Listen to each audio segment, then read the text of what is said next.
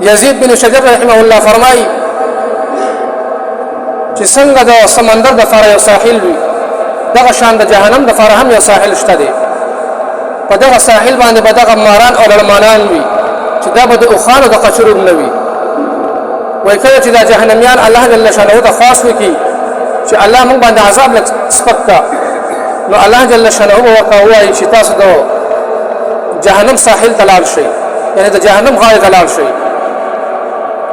نو دا جهنمیان به کوم دی د جهنم ساحل ته راشي غاړې ته به راشي هلته کې به دغه غټ ماران او لړمانان وي دوی به چې کوم دی هلته کې ګیر کړي په یو ځای به حملې کوي په بل ځای به حملې کوي بیا به چې کوم دی دا جهنمیان دا به واپس چې کوم دی جهنم ته لاړ شي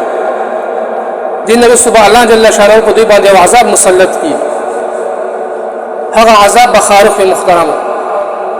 یعنې خپل بدن به دومره به وګورئ د خپل بدن چې په خپل بدن کې به اړیکې راښکاره کړي دومره به دا بدن وګورئ بیا محترمو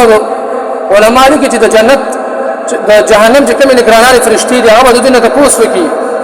چې آیا عذاب څنګه دی دوی به ورته وایي چې عذاب خو ډېر زیات سخت دی نو هغه به ورته ووایي چې دا عذاب په تاسو باندې د څه وجې نه دی تاسو ته پته شته دی دا عذاب ځکه په تاسو باندې دی چې تاسو په دنیا کې نیکان خلک چې کوم دی هغه ازارول د هغوی ازار به مخ اخیستو او نن سبا که موږ وګورو محترمو نیکان خلک په مخ د ځمکه څوک دي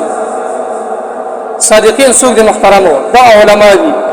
او که وګورو په هر ځای کې د دې علماو په جامه باندې تور داغ لګولی شي هر سړی دا کوشش کوي چې موږ د علما چې کوم دی ناکام کړو بدنامي کړو دوی په جامه باندې چې کوم دی تور داغ ولګوو